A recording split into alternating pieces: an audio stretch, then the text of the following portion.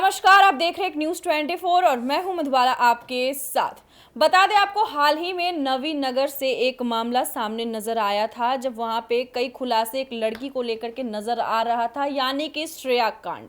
अब वहीं पर एक महीने के अंदर ही काराकाट में एक नीतू नाम की लड़की के साथ भी इसी तरीके का कुछ हादसा होता है, यानी कि बहुत बड़ी बात हो जाती है। जिस तरीके से एक तरफ देखिए कि एक महीने में ही दो चीज सामने आ रही है।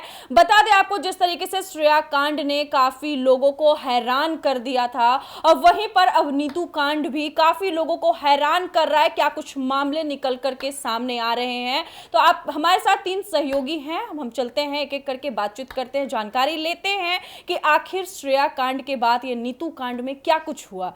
नंदन, जिस तरीके से नवीन नगर में श्रेया कांड होता है, एक महीने के अंदर ही अब नीतू कांड निकल करके सामने आता है, क्या कुछ चल रहा है? देखिए, सबसे बड़ी बात है कि जो केसेस आते हैं वो बहुत ही शर्मनाक होते हैं। अगर बलात्कार से रिलेटेड केसेस रहते हैं, अगर रेप से रिलेटेड केसेस रहते हैं तो बहुत ही शर्मनाक रहते हैं। और ऐसी मेंटलिटी वाले लोगों को सबसे बड़ी बात है ना कि सबसे शर्मिंदगी की बात यह है कि इसमें लोग पार्टीज को टारगेट करते हैं कि अगर बीजेपी का शासन है और उस शासन काल के अंतर्गत ये केसेस वगैरह हुए हैं तो लोग कहते हैं बीजेपी करवाई है। नहीं भाई, पार्टीज नहीं करवाती। हम सिर्फ बीजेपी को नहीं कह रहे हैं, कांग्रेस, बीजेपी या किसी कोई पार्टी रेप नहीं करवाती है। 95% ऑफ केसेस में पार्टी रेप नहीं करवाती है। भले वो एक्शन ले सकती है कि जो भी कुछ हो रहा है, मेंटेलिटी जो इंसान का है वो तो पार्टी चेंज नहीं कर सकती है ना, बाद में एक्शन ले सकती है। और जहां तक काराकाट एक लोकसभा क्षेत्र है और सबसे हॉट सीट था, और वहां पर नजरें सबसे ज्यादा गड़ी हुई थी लोगों की, अभी भी गड़ी हुई है। और देखा जाए जिस तरीके से केसेस वहां पे बढ़ रहे हैं, समझिए कि एक महीने के अंदर अगर 2 रेप केस हुए हैं, और सबसे बड़ी बात है कि पहला रेप केस था, उसके आरोपियों के साथ क्या हुआ, ठीक है, अभी तक कोई वैसा निर्णय नहीं लिया गया है। कोई ऐसा फैसला, कोई ऐसा स्टेप नहीं लिया गया है। के खुलासे अभी तक नहीं हुए हैं। हाँ ना, एक तरीके से वही हम कहेंगे ना कि एक महीना हो गया लेकिन वो केस दब गया। समझिए बात को, केस दब गया। वो केस हमें लगता नहीं, आप इस मुद्दे पर बात नहीं करती, हम इस पर प्रतिक्रिया नहीं दे रहे होते जब तक ये दूसरा केस नहीं हुआ। नीतू का केस नहीं होता तो हमें पता भी नहीं चलता कि श्रेया केस कहाँ गया, कहाँ नहीं गया। तो ये एक झकझोर के रख देने वाला केसेस आता है सामने। और सबसे बड़ी बात है, यहाँ पर पार्टीज को हमें दोष नहीं देना चाहिए कि किसका वहां पर क्षेत्र में किसका शासन चल रहा है। अभी वहां पर देखा जाए तो सीपीआईएम यानी महागठबंधन का शासन है, और महागठबंधन, हम यहां पर इसलिए महागठबंधन पर फिंगर पॉइंट कर सकते हैं क्योंकि अभी तक वहां से एक्शन क्या कोई देखने तक नहीं गया भैया कि क्या हुआ है क्या नहीं हुआ। जहां तक श्रेया कांड का भी जो मामला आया था, उसमें भी पवन सिंह सबसे पहले जाते हैं और वहां पे राजा राम सिंह नहीं पहुंचते हैं। देखिए, हमने कहा ना कि आप वहां के सांसद हैं, आपको पता है कि क्या कुछ हुआ है। लोकसभा काराकाट सबसे हॉट सीट था, वो आपके अगर हाथ में आई, आपके पाले में आई है, तो वहां पर सबसे पहले आपको एक्टिव होना पड़ेगा। श्रेया के केस में भी हमने यही देखा था कि वहां पर लोग पवन सिंह की गुहार कर रहे थे, वहां पर लोग पार्टीज के लोग जा रहे थे, लेकिन हमें राजा राम को हमने कहीं नहीं देखा। हो सकता है बेशक वो गए होंगे, लेकिन हमने उन्हें ज्यादा से ज्यादा दिनों तक नहीं देखा। और अभी जो नीतू केस हुआ है वहां पर भी हम नहीं देख पा रहे हैं कि कौन कहां है। भले मनीष कश्यप गए हैं, दूसरे लीडर जा रहे हैं, लेकिन हमने अभी तक नहीं देखा है किसी को। तो ये बात थोड़े पॉइंट करने वाली है। बिल्कुल बिल्कुल। प्रिया, जैसे ही देखिए कि काराकाट में अभी जो हादसा हुआ है, उसके पहले ही नवीन नगर में होता है श्रेया के साथ। एक महीने के अंदर ये दो केस सामने आ रहा है, क्या कहना चाहेंगे? देखिए, हालांकि काराकाट चुनावी दौर में हॉट सीट बना हुआ था। इवन अभी भी काराकाट का काफी नाम है, जिस तरह से पवन सिंह वहां से चुनाव लड़े, और देखिए अभी की उपेंद्र कुशवाहा भी काफी छाए हुए, जिस तरह से नीतीश कुमार उनका समर्थन कर रहे हैं। इसी बीच इस तरह की चीजें जब सामने आती है, खासकर लड़कियों के साथ तमाम ऐसे चीजें सामने दिखते रहते, दिन प्रतिदिन ये सब मामले बढ़ते जा रहे हैं। नंदन जी ने बात की औरंगाबाद की श्रेया की जो मामले हुए थे, तो आपको बता दें कि उसमें 5 लोगों की गिरफ्तारी भी हुई थी, जिसे लेकर के थाना के जो और भी जो नेता थे, मंत्री थे, संतोष कुमार सिंह, वो भी गए थे, वहां के लोगों से संपर्क किए। उन्होंने ये भी कहा कि जो भी इसके पीछे, उसे जरूर वो घिसट के लाएंगे। जी, 5 लोगों की गिरफ्तारी हुई है। हमने ये कहा ना कि वहां पर श्रेया के साथ जो भी कुछ हुआ, वहां के लोगों के साथ वैसा फैसला नहीं लिया गया जिससे उनके परिवार को खुशी मिले। गिरफ्तारी बेशक हुई है, हम ये नहीं कह रहे गिरफ्तार नहीं हुए, लेकिन वो गिरफ्तार किए लोगों का क्या होगा? 1 से 2 महीने में छोड़ दिए जाएंगे। हाँ, अभी तक कोई भी एक्शन नहीं लिया गया, इसको लेकर हम बात कर रहे हैं। बिहार में देखिए क्या होता है कि जो सरकार भी है, यहाँ के पुलिस प्रशासन भी है, क्या करती है कि गिरफ्तार करती है, बस वहीं तक मामला सिमट के रह जाता है। चैप्टर क्लोज हो और फिर जाता है। अगले महीने ही देखिए फिर से काराकाट क्षेत्र में इस तरह के बिल्कुल, तमाम बिल्कुल। मुद्दे सामने आने लगे। अब एक देखिए महीने नीतू- के अभी अंदर ऐसा है। नहीं कह सकते हैं जी। ना कि ये मुद्दा पुराना हो गया है या यहाँ पर फुल हाँ, स्टॉप बिल्कुल, लगेगा। हम बिल्कुल। इतना दावे के साथ कह सकते हैं कि आप 6 महीने रुक जाइए, आपको 10 से ऊपर केसेस देखने को मिलेंगे, क्योंकि आरोपियों को भी पता है, रेप करने वाले के अंदर इतनी हिम्मत रहती है ना कि उन्हें पता है कि हम जेल जाएंगे ही जाएंगे, और जाएंगे भी तो यहाँ की सरकार इतनी ढीली है, यहाँ के प्रशासन इतनी ढीली है कि हम 6 से 7 दिन या फिर 1 से 2 महीने में छूट जाएंगे, इसलिए हम वो काम करेंगे ही करेंगे। तो यहाँ की प्रशासन,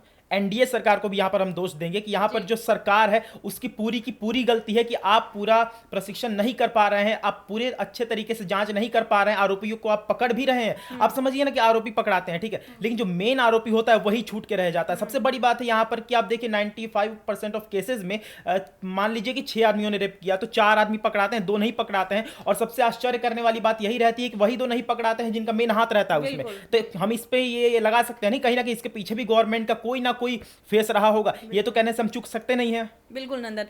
विकास, जिस तरीके से देखिए कि नवीनगर में श्रेया के साथ घटना होता है, उसी 1 महीने के ही अंदर अब काराकाट में नीतू नाम की लड़की के साथ ऐसा हो जाता है, क्या लगता है आपको? देखिए श्रेया की माँ की पहले अगर हम जिक्र कर लेते हैं। श्रेया की माँ जो है लगातार चैनल को इंटरव्यू दे रही है, बड़े बड़े खुलासे कर रही है।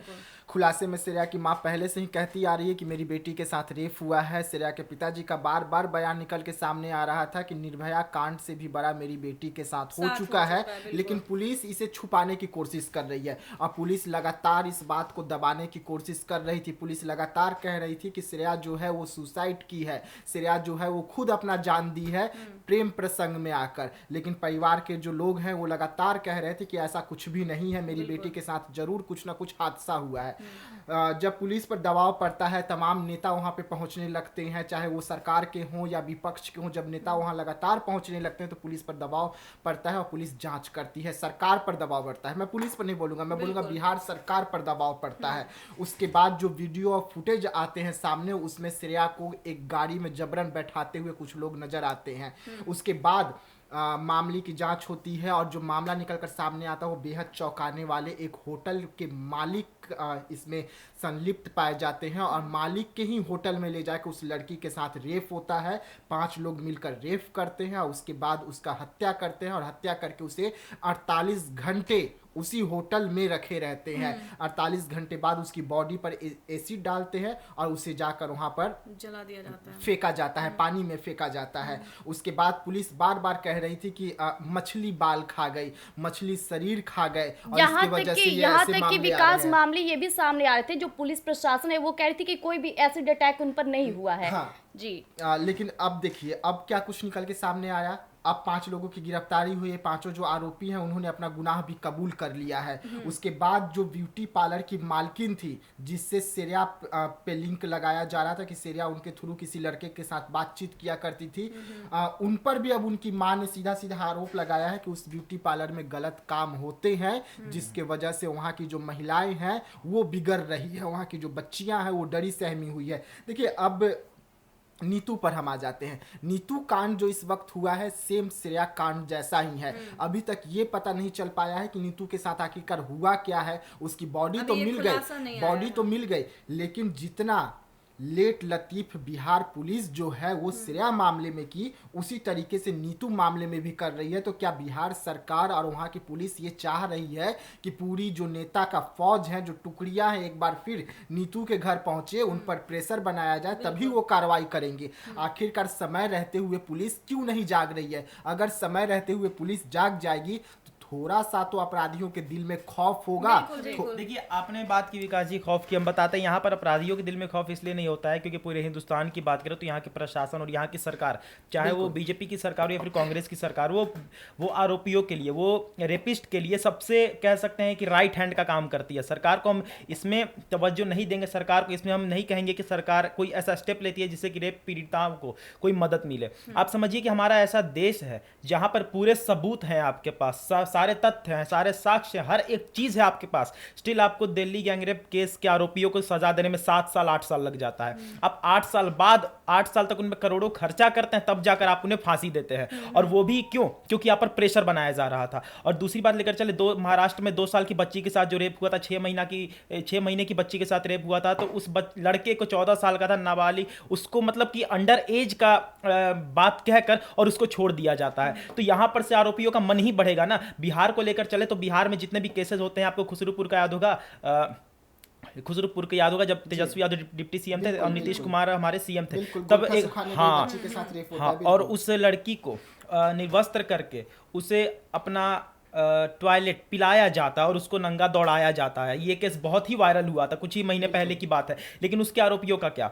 वो भी अभी तक रिहा चल रहे हैं। वो उसमें से भी 4-5 को आपने पकड़ा, लेकिन मेन आरोपी फरार रहता है। तो ये केसेस जो रहते हैं ना, उन केसेस में सबसे बड़ी बात है कि आपको ये ध्यान देना चाहिए कि जो मेन आरोपी है उसको पकड़े और उसको सजा दे। अब जब तक उन्हें छोड़िएगा तब तक केसेस बढ़ते रहेंगे। और यहाँ पर एनडीए सरकार को ये कम सोचना चाहिए कि हम विपक्षी पर क्या तंज कसे। उन्हें ये देखना चाहिए कि हमारे स्टेट में हो क्या रहा है, उन्हें ये देखना चाहिए कि हम किस चीज से गुजर रहे हैं, क्योंकि उनकी बेटी सेफ है, उनकी माताएं सेफ है, उनकी बहनें सेफ है। लेकिन यहाँ पर जो नॉर्मल लोग हैं, जो आम जनता है, उनकी बेटी बहन सेफ नहीं है। हम अपनी बेटियों को, हम अपनी बहनों को कब तक कहेंगे कि भाई तुम 6 बजे के बाद घर से बाहर मत जाओ? हम लड़के हैं, हमारी लाइफ है, हमारी अपनी लाइफ, हम अपनी लाइफ जी सकते हैं। हम 10 बजे तक बाहर रह सकते हैं, क्योंकि रेप करने वाले हम ही होते हैं। लड़कियां नहीं करती हैं, लड़के ही रेप करते हैं। तो हम 12 बजे तक घूम सकते हैं, लेकिन लड़कियों के लिए दुनिया भी एक तरीके से जेल हो चुकी है कि तुम 6 बजे के बाद बाहर मत निकलो। उसका जिम्मेवार कौन है? क्योंकि हम जानते हैं लड़के पर खतरा नहीं, खतरा लड़कियों पर रहता है। वो भी 6-7 बजे के बाद बाहर निकलती हैं, तो कितनी भी फ्री माइंडेड लड़कियां रहती हैं,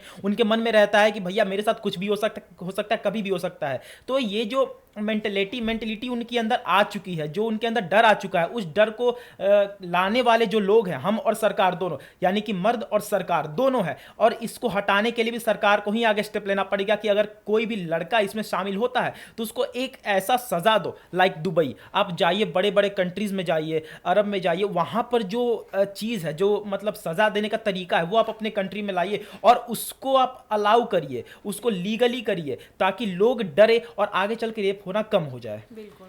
देखिए मधुबाला, जो रेप पीड़ितों को जो सज़ा देने का हमारे पास में नियम है, कानून है, उसके तहत अभी भी पुराने कानून के तहत चल रही है देश। लेकिन अब इसमें बदलाव का ज़रूरत है। ज़रूरत इसलिए है क्योंकि आज जो बेटियां हैं वो लड़कों से कदम मिलाकर चल रही हैं। और लड़कियां जो हैं वो देर रात तक घर से बाहर रहती है अपने ऑफिस के काम के वजह से। तो उनको सुरक्षा प्रदान करना हमारी सरकार की जवाबदेही है। और अगर नियमों में बदलाव करने की ज़रूरत पड़ रही है तो विपक्ष हो या पक्ष हो, दोनों को मिलकर नए नियम बनाने चाहिए, कड़े नियम बनाने चाहिए। जिक्र हो रहा है कि जल्दी सजा क्यों नहीं होता है, फास्ट कोर्ट जो है वो तो बने, लेकिन क्या वो उस तरीके से काम कर रहे हैं या नहीं कर रहे हैं, इस पर भी नजर रखनी चाहिए। इसकी भी मॉनिटरिंग होनी चाहिए कि वो किस तरीके से काम कर रही है इस वक्त। वो सब ठीक है, लेकिन आज काराकाट की जो स्थिति है, जो बच्चियां हैं वहां पर जो पढ़ाई के लिए अपने घरों से बाहर निकल रही है, 1 महीने के अंदर 2 ऐसी बड़ी घटनाएं घटती है, तो क्या वो निकल पाएंगे?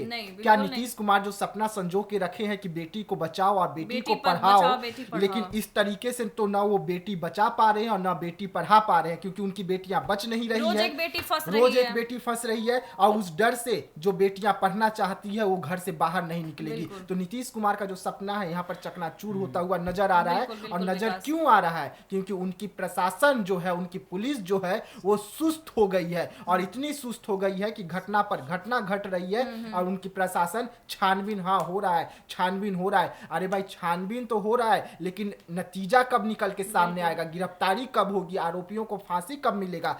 आज श्रेया की मां क्या बोल रही है कि ठीक है 5 की गिरफ्तारी हो गई, मैं संतुष्ट हूं कि पुलिस ने गिरफ्तार कर लिया, लेकिन उन्हें फांसी की सजा हो।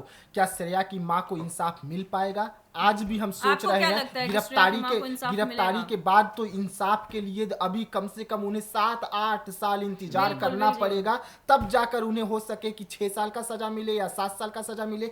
मौत हुई है, 10 साल का सजा मिल सकती है, किसी को उम्र कैद मिल सकता है, लेकिन क्या इतना से एक माँ को आप बेटी लौटा सकते हैं? उसकी यादें लौटा सकते हैं? ये बड़ा सवाल उठता है। ब्यूटी पार्लर का जहां तक भूमिका है, जल्द से जल्द उस ब्यूटी पार्लर वाली को भी गिरफ्तार कीजिए अभी किसका इंतजार कर रहे हैं आप? श्रेया पर तो आप गंभीर बिल्कुल, आरोप जाकर के लगा रहे छानबीन थे, कीजिए। छानबीन कीजिए। उनका गिरफ्तारी क्यों नहीं हो रहा है? ब्यूटी पार्लर वाली की जो बेटी है, जो श्रेया की दोस्त बताई जा रही थी, उससे क्यों नहीं कड़ी पूछताछ हो रही है? उसका गिरफ्तारी क्यों नहीं हो रहा है कि उसके आखिरकार ब्यूटी पार्लर में ऐसा क्या कुछ चल रहा था? क्योंकि यहाँ एक श्रेया का सवाल नहीं है, एक श्रेया के साथ जो होना था वो हो गया। चुका है। ऐसी श्रेया दोबारा और कोई न बने, ऐसी नीतू दोबारा कोई काराकाट में न बने, और पूरे बिहार में, पूरे देश में न बने। इस पर सवाल होनी चाहिए। इस पर बात हालांकि होनी देखिए चाहिए। विकास, सरकार आए दिन बात करती है कि हाँ कार्रवाई की जाएगी, सख्त कार्रवाई होगी, चाहे वो नीट पेपर मामला हो या इस तरह की दरिंदगी का मामला हो। आए दिन जिस तरह से ऐसे केसेस बढ़ रहे, सरकार को कदम उठाना चाहिए। वहीं बात करते हैं समानता की, शिक्षा की बात करें सरकार, क्या ऐसे शिक्षा आगे बढ़ेगी?